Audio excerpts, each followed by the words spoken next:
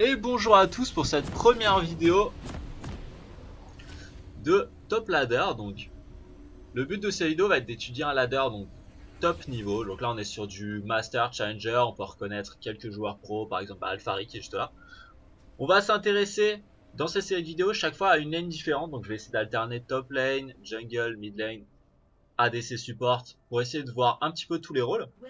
Et si possible avec des match-ups du moment. Donc là on a un Gnar Rumble. Gnar qui est très fort en ce moment parce que ça poke, ça slow, ça peut faire un 1-3-1 assez facilement. Bon là le 1-3-1 en solo queue c'est pas trop à l'ordre du jour, mais bref, Gnar est un très bon perso en ce moment. Rumble qui est un bon perso aussi en ce moment, c'est pas top tier, il est un petit peu dominé par les tanks et justement le Gnar, même s'il a un match-up pas mauvais. Et on va essayer ensemble à travers ces vidéos justement, j'en reviens, j'étais complètement perdu, de regarder quelles sont les erreurs et comment les corriger. Donc pourquoi ces joueurs qu'on a là sont à ce elo là. Il y a le côté mécanique certes, mais il y a aussi pas mal de choses qu'on peut corriger. Donc on va essayer de faire des vidéos, je pense que je mettrai des vidéos de niveau intermédiaire et très bas niveau, donc du bronze. Je verrai l'intérêt de ce genre de vidéos et du ladder intermédiaire, donc peut-être du gold, du platine, donc des joueurs qui sont mécaniquement ou tactiquement pas si mauvais et pourtant qui stack et n'arrivent pas à monter plus haut dans le ladder. Donc on regardera ça tous ensemble, essayer de voir quelles erreurs ils font, qu'est-ce qui pousse ça. Pendant ce temps, on a le Gnar qui va aider son petit Gragas à faire ses corbins. Ok, de l'autre côté, Rumble qui va aider la Lulu à faire son double up. Donc Lulu jungle, ne vous inquiétez pas, ce n'est absolument pas un troll. Ça a bien été joué en Corée en plus. Référence dans le Gauntlet. Donc pour aller au World, ça a été joué par Afrikrafrix en 5ème game et ça a marché. Bon, personnellement, je suis pas plus convaincu que ça sur le pic, mis à part que ça donne un petit shitstorm entre Q. Mais c'est un pic qui est jouable, qui se joue et qu'on va pouvoir regarder. Donc là, niveau 1, le Rumble, il est parti au harpon. Il essaye de juste last hit en prenant le moins de poke possible. Parce que si le Gnar commence à stacker la marque, lui mettre le boomerang, enfin la marque il l'a pas, mais il commence à lui mettre le boomerang, etc., etc., le Rumble va juste se faire détruire. Donc là, il a pris très intelligemment harpon niveau 1. Il poke de loin. Il essaye de récupérer un maximum de CS. De laisser la vague arriver sur sa tour. Voilà, hop là, on récupère le petit CS à coup d'harpon. Et quand ça sur sa tour, il sera plus tranquille. Le Gnar, lui, profite de son early. Il push pour essayer de deny le Rumble. Voilà, les creeps arrivent sous tour. Rumble qui très intelligemment a mis un harpon pour essayer de last hit le creep. Ouh, c'est très propre tout ça. Oh, il va en rater un quand même. Mais c'est très propre. Il va en rater un peu plus quand même. Mais c'était plutôt propre. Alors, on a Alphari, lui, qui, là, il l'a mis sous tour. Et regardez, pourquoi il ne tape pas? Pourquoi il veut plus repush? Parce que déjà, ça n'a aucun intérêt de maintenir le Rumble sous tour. Il va juste s'exposer à un gant qui reste risqué. Là, actuellement, il a une ward qui le couvre, mais ce sera pas tout le temps le cas. Et surtout, il ne veut pas stacker sa rage. Mais pourquoi ne veut-il pas la stacker? Le problème, c'est quand il a stacké sa rage de Mega Gnar, outre le fait qu'il ait de l'AD supplémentaire, des PV supplémentaires et des résistances supplémentaires, le problème, c'est qu'il devient corps à corps et donc une victime idéale pour le lance-flamme de Rumble. Donc c'est pour ça qu'il se laisse gentiment ne pas stacker. Là, oh, il a stacké sa rage finalement. Donc voilà, il voit que la lane push pour lui, il récupère le creep. Et tout de suite Rumble en profite. Rumble qui chase complètement, voilà. Gnar ne peut pas y aller. Si Gnar y va dans cette forme là, il va se prendre un slow, suivi d'un lance-flamme, la zone rouge, auto. Il va, dans le meilleur des cas, perdre beaucoup de points de vie et l'avantage sur la lane. Et dans le pire des cas, mourir. Donc ça n'a absolument aucun intérêt, on va sûrement le voir last hit au boomerang et y aller. Rumble qui profite de ce pick pour push un grand coup, se libérer du terrain. Pendant ce temps, on a l'air d'avoir une agression bot lane. Le Rumble qui va peut-être essayer de warder. Non, Rumble qui TP bot lane. Oh là, on va faire un petit coup de caméra. Alors, on a un gros gank. Amazing qui va mourir. Oui, il meurt. Est-ce qu'il peut choper la Nami? Il doit pouvoir la... Oh, jolie bulle. La Nami qui tient. Xayah. Gragas qui rate son body slam. Et là, maintenant, il ne peut plus y aller. Il n'a pas de flash. Il ne peut plus se retourner sur la Xayah. Et il est mort. Bien joué, Rumble. Joli TP. Il a profité du fait d'avoir mis le Gnar complètement sous tour. Gnar qui n'a absolument rien pu faire. Pendant qu'on a un petit kill à Heavy Day. Mais on ne s'occupera pas de ça pour l'instant. Voilà, Gnar qui peut juste dépush, essayer de ramener la lane à lui. Mais il s'est fait avoir avec ce Mega Gnar qui lui a forcé à se faire push, suivi d'une agression bot lane qui est avec un TP, joli TP de la part du Rumble, bonne initiative, qui a une très bonne vision de map et de ce qui se passe. En même temps, on est en challenger, les joueurs jouent en équipe, ils ont l'habitude d'avoir une bonne équipe. Voilà, le Le Gnar qui met tout sous la tour du Rumble, qui va lui deny les petits creeps et qui va back à la base. Et pendant ce temps, Rumble qui va revenir le plus vite possible, un petit peu de chill. Pour essayer de récupérer un maximum de CS, donc il aura celui-là, il va avoir sûrement le reste. Alors, niveau stuff, il est en train de partir sur un lion gris, donc assez classique sur Rumble. Rumble, on veut de la pénétration magique, de la pénétration magique et encore de la pénétration magique. Les dégâts de base sont ultra importants et ce qu'on va essayer d'avoir comme statistique, c'est vraiment de la pénétration magique. Côté Gnar, un petit cristal de rubis, une long sword, on va aller chercher, je pense, un phage pour faire son couperet noir. Je pense qu'on va partir sur couperet noir, maille gelée, c'est le stuff assez classique qui permet d'avoir beaucoup de harass, assez de PV, du tanking. Oh là, Rumble qui s'avance beaucoup. Rumble qui peut démolir le Gnar, mais malheureusement il y a un Gragas. Et là pour notre ami Rumble ça va être compliqué effectivement. Il a mis un petit ulti, donc l'ulti je pense c'était pour essayer de récupérer un maximum de CS. Et on voit tout de suite Gragas qui je sais pas s'il a fait exprès mais il a dispersé CS de l'ulti, c'est bien fait. À mon avis c'était pas volontaire, il voulait juste partir dans sa jungle. Et c'était bon, et Gnar qui va se retrouver à pusher. Voilà, Rumble qui est venu avec la confiance, qui a profité d'un très bon timing. Il avait la zone rouge, le harpon, c'est ce qu'on a dit tout à l'heure, et il pouvait littéralement éclater le Rumble. Malheureusement, éclater le Gnar, malheureusement, il y avait un Gragas. Il n'avait pas la vision, il a eu un petit peu trop confiance. Il savait que le Gragas était back, parce qu'il l'avait tué juste avant. C'est assez logique, il savait qu'il était à la base. Oula, pendant qu'on a un TP du Gnar tout de suite sur la bot lane. La bot lane qui est très avancée, je pense. Amazing, tu es mort. Hop là, 3 stacks. Amazing, tu es mort. Bonjour, au revoir. Sanguinar qui. Ouh, c'est risqué ça. Il a failli prendre le route de Xayah. Ça devait déjà être passé. Et là, on a Gragas qui arrive, c'est free. Pendant que Rumble est complètement stuck sur la top lane, il ne peut absolument rien faire. Parce qu'aussi, on a. Ouh là, Xayah qui met tout son burst derrière. Ça fait très très mal en main. Gragas qui va le choper. Et Gnar. Ouh, joli mouvement de Massrange. Pendant ce temps, Rumble qui fait ce qu'il peut, il va essayer de push pour récupérer la tour. Ça va pas être facile, mais enfin pour récupérer la tour. Pour récupérer au moins un maximum de PV sous la tour et surtout faire perdre un maximum de minions à Gnar. Gnar à back va revenir à la top lane le plus vite possible. Rumble va décaler. Là, il a un timing où il sait que le Gnar est à la base, il va courir pour récupérer ses minions. Il sait Gragas à la base qu'il l'a vu en bas. Et donc, il peut essayer d'aller chercher un petit peu de vision dans la jungle adverse. Il a mis une petite pink. Je pense qu'il voulait aller chercher une agression sur la mid lane, mais ça a été ping back. Ça va être compliqué quand même. La Orianna a pas beaucoup de PV, mais le Lucian aussi, ça m'étonnerait qu'ils veulent prendre le risque d'aller sous tour. Par contre, ça va ping le red buff. Voilà, ils vont profiter du fait que Gnar soit encore une fois stuck sous tour à l'asti de ses minions pour essayer de faire un move. Là, vraiment, on voit dans cette game une très bonne gestion des vagues de creep. Ils savent. Outre les points forts de l'agression, hop là, joli smite de la part du Gragas qui s'enfuira avec son red buff. Le flux explosif pour ralentir et le slow qui ne passera pas, je pense qu'il va s'en tirer. Il va oh là, il rattaque tout de suite sur le Rumble, le Gnar qui arrive. Rumble qui met Rumble est mort, le flash du Gnar, ok. Ouais, je disais pendant que ça se massacre allègrement, ça va aller chercher d'ailleurs la Lulu d'Amazing. Lulu c'est dur à attraper, hein. Ça se booste tout le temps. Ouais, voilà. Ils vont abandonner. Oh, si le Jhin arrive à mettre une balle, 2 balles, 3 balles. Oh, Amazing! Amazing qui met des jukes de partout et il va quand même tomber. Il y avait du monde, hein. Ok. Pendant ce temps, Alphari qui est là profite du fait que ce Lucian soit bas pour essayer de pusher, récupérer Gragas. Voilà. Alors qu'est-ce qui se passe? Globalement, ils ont pris l'avantage, ils ont tué le Rumble, ils ont éclaté le jungler et donc ils peuvent prendre possession de la carte et vraiment aller chercher des corbins, chercher du farm, pusher tout le monde sous tour. Encore une fois, on a vu vraiment une très belle utilisation de la gestion des sbires et des points forts.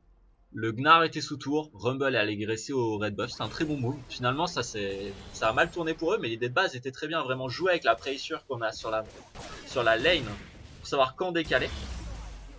C'était parfait, parce que cette vague de creeps sous la tour bloquait le Gnar. Si le Gnar bougeait, il perdait des creeps et il était déjà perdant, et même s'il se passait rien au red buff, il était juste perdant. Alors que là, s'il avait rien fait, bah, il serait resté comme un poireau à regarder le Gnar sous sa tour, ça aurait pas amené à grand chose. Donc pensez bien à ça, essayez de récupérer, savoir comme vous avez l'avantage sur la vague de spire pour décaler. Alors Gnar qui met un gros coup de push. Oula, 5-0 le Gnar d'ailleurs, j'avais pas fait attention. Gnar qui est très bien dans sa partie, qui a récupéré des petites bottes de régie magique avec surtout de la résistance au contrôle et au slow pour pas trop se faire agresser par les harpons de ce Rumble. Le Black Cleaver est complété. De l'autre côté, on avance sur le Landry, il est vraiment à la bourre. Ce Rumble est à la bourre. Niveau CS, ça tient très bien, mais niveau stuff, il est à la bourre. Peut-être parce qu'il a 4 kills de moins, c'est une hypothèse. Pendant que ça décale dans la... C'est déjà fini, Rumble qui va revenir. Donc Rumble qui va en profiter peut-être pour virer cette pink. Pour virer cette pink, parfait. Merci Rumble. Est-ce qu'il en mettrait une? Non, il sait que Gragas est mid lane, il n'a pas d'intérêt. Là, ça se regarde. Bon. Voilà, Rumble s'en va, Gnar le découpe. Il met le slow avec le boomerang. Derrière, il le chase, une marque, deux marques, trois marques. C'est... Voilà, Rumble ne peut rien faire. Là, il est trop derrière dans le match-up pour faire quelque chose. Gnar va sûrement juste push décale. Voilà, il met le contrôle pour écraser vraiment le Rumble sur sa lane, pas le laisser respirer. Parce que là, à quoi sert cette pink? C'est vraiment, là la pink elle est, bon certes pour dire si la Lulu arrive au Gnar, mais même je pense pas que Gnar craigne la Lulu à ce stade là, il est vraiment trop bien. Et là, elle est là pour dire au Rumble, tu ne sais pas ce qui se passe, tu n'as pas la vision. Hop là, je te vire ta ward, que ça fait toujours 10 gold. Là, c'est pour écraser la vision du Rumble et Gnar, voilà, push, décale. Il fait un petit tour, il place sa ward, il revient. Et il va faire que ça. Là, Alphari, il est bien dans sa game et c'est vraiment... Il en exploite. Au lieu de rester sur sa lane à agresser le Rumble, qu'on peut le voir justement à plus bas niveau, il met sous tour, il décale, il met sous tour, il décale. Il va pas chercher à vouloir tuer et retuer le Rumble en 1v1 à tout prix. Il va juste chercher à l'écraser. Et là, Rumble, regardez, Rumble a essayé de bouger pour aller faire un move à la mid lane. Et tout de suite, il va tout décrire s'écraser sur la tour. En plus, le move est pas worth it. Il va sûrement se prendre un... Oh là, est-ce qu'on peut essayer de trouver un... Oh, joli mousson. Mais il y a un bon gros Gnar qui n'a pas de méga Gnar. Parce que là, ça serait champagne s'il l'avait. Pendant que ça fight. Ok. Rumble qui va back, Gnar qui n'attend que de mettre un Gnar justement sous la tour. Il va y aller, Gnar. Et voilà. Bon. Là, il joue extrêmement bien sur son cap. Hop là. Gragas qui allait un peu loin pour récupérer le kill, mais c'est pas grave, ça laissera un shutdown. Là, la team rouge va vouloir récupérer la tour maintenant. Orianna qui met la boule pour zoner, elle a... Ouh, elle fait mal cette auto-attaque. Que ligne dans la face. C'était présomptueux. C'est le mot. Bon là, les barres de vie ne sont pas au beau fixe. Il va falloir back. La Xayah a pas de mana, donc la Xayah ne pourra pas agresser. Parce qu'il n'y a aucun summoner. Donc ce type n'est pas trop menacé. Gnar a back. Gnar est en train de back. Rumble a back. On l'a un peu aidé. Mais il est là. Si, je vous jure. Regardez. Oh, allez, salut. Et il va aller bot lane. Donc là, il assume de se faire marcher dessus par Gnar. Il assumait déjà tout à l'heure quand il allait se cacher sous sa tour. Donc il va aller bot lane pour essayer de mettre la duo lane face au Gnar pour pouvoir le tenir. Et lui il va essayer de récupérer un petit peu de stuff et de farm en bas de la lane. Il va d'ailleurs être rejoint par la Orianna. Gnar va récupérer... Oula. Alors ça... Oui. Ça c'est risqué. Mais ici il y a pas mal de dégâts tout de même. Ok. Je vais essayer d'enlever. Ok, ça sert à rien. Il y a la Janna aussi, ils essaient de profiter de... Oh là, le Gnar qui est parti. Malheureusement... Ouais, malheureusement il y avait du monde. Ils ont mis beaucoup sur ce Gnar, donc là... Voilà. Ils ont profité du décal de la duo lane. Ça, c'est l'avantage, c'est quand vous voulez changer votre duo lane pour la mettre sur une autre lane pour push les tours. Généralement, vous avez pété la tour bot lane par exemple, et vous voulez aller à la top lane pour put le snowball sur les tours. Voilà, ça peut une vidéo sur les AD carry. L'avantage, c'est que comme les adversaires ne savent pas sur cette rotation, vous pouvez arriver avec la duo lane plus un jungler, plus comme là un mid laner qui est Lucian qui est assez mobile. Et boum, tout dans la phase du pauvre top laner qui n'avait rien demandé. Voir. Et voilà, donc Lucian Lulu vont push la top lane. Et pendant ce temps, qui va faire notre Gnar? Notre Gnar n'est pas content. Et surtout, notre Gnar a l'impression de se faire voler. Il va retourner en match-up contre le Rumble, parce que lui ce qu'il veut rester c'est en match-up contre le Rumble ou le Lucian, bref contre un solo laner, parce qu'il est sûr de l'éclater, il veut faire peser cet avantage, il veut faire peser cet avantage pour mettre de la pression. Là s'il sait que sa team tient la top lane, il va pouvoir pusher, et peut-être aller attaquer cette T2, l'agresser, gratter des PV. Ça va être vraiment ça son but, ça va être de agresser, hop là, dès que la team est utilisée sur lui, reculer. Il va juste être une menace constante en botlane qui va push, aller menacer les tours, ou le Rumble, parce que si le Rumble se retrouve seul en 1v1, il va se faire manger. Et donc soit il va forcer la duo lane à tout le temps le suivre, ça va être très énervant. Soit, bon là, regardez, là par exemple ça permet ça. Le split push du Gnar a écrasé la botlane, le contrôle, et on va récupérer le dragon. Enfin, c'est surtout le fait que la duo lane soit au bot qui permet ça. Tu as sur le Gnar, bref. On y revient, sur le Gnar est en train de carry cette partie, le bon Alphari qui fait le travail. Oul, et un rocher dans la tête. Pour l'instant ça ping à la top lane, ils vont essayer de refaire la même sur cette pauvre Orianna. Orianna qui a une ward. Orianna elle peut mettre une shockwave. Est-ce qu'elle a pas la shockwave? Ah, elle a pas encore la shockwave, c'est bien timé.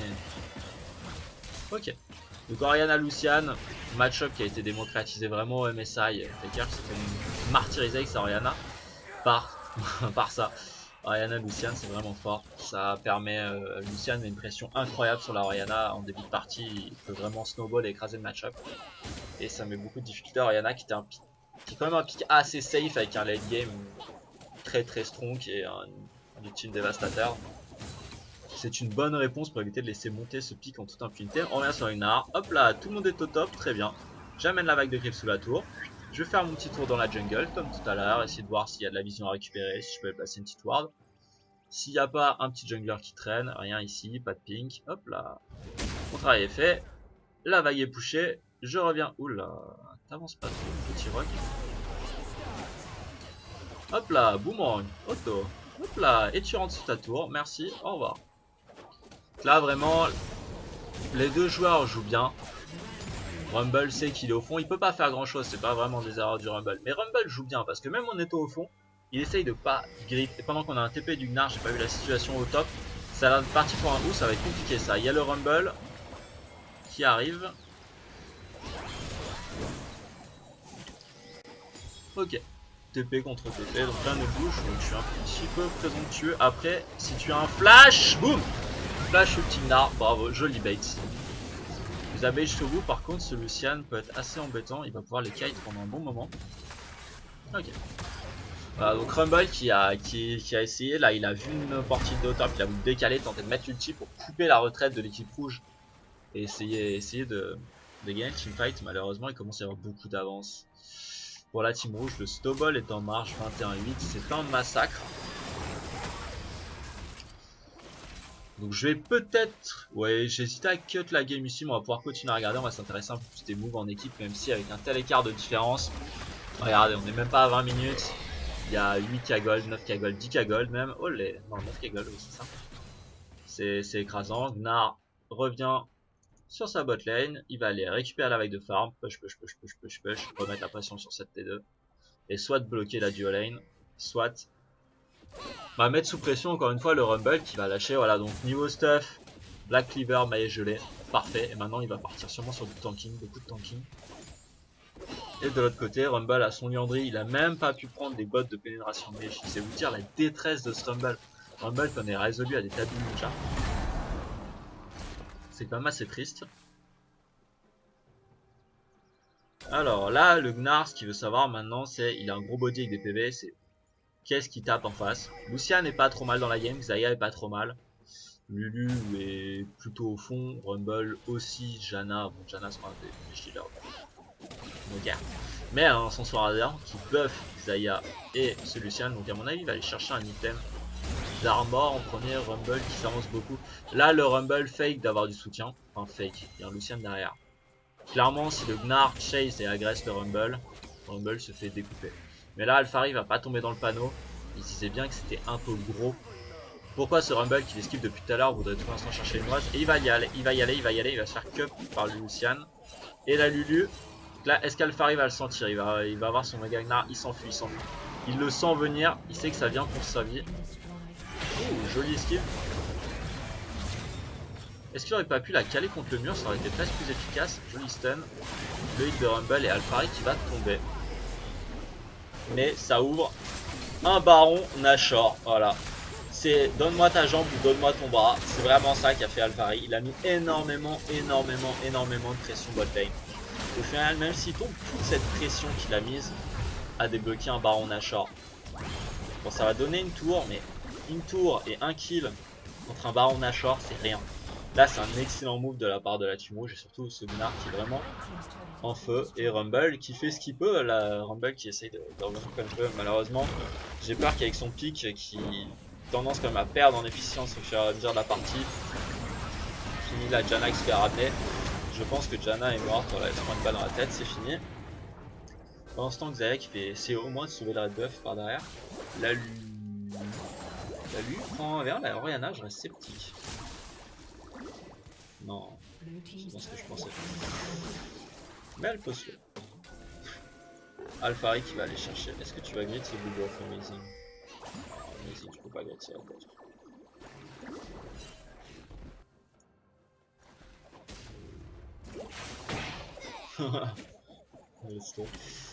Amazing est mort, je pense. Il va essayer de faire prendre un maximum de temps à Alphari, c'est toujours ça le tri. Pendant ce temps, la T2 du top qui tombe. Le recall.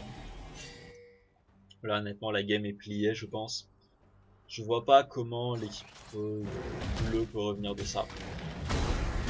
On va peut-être profiter du reste de game pour faire un petit débrief. Donc vraiment, que retenir, parce que c'est ça l'objectif de ces vidéos, que retenir de cette game.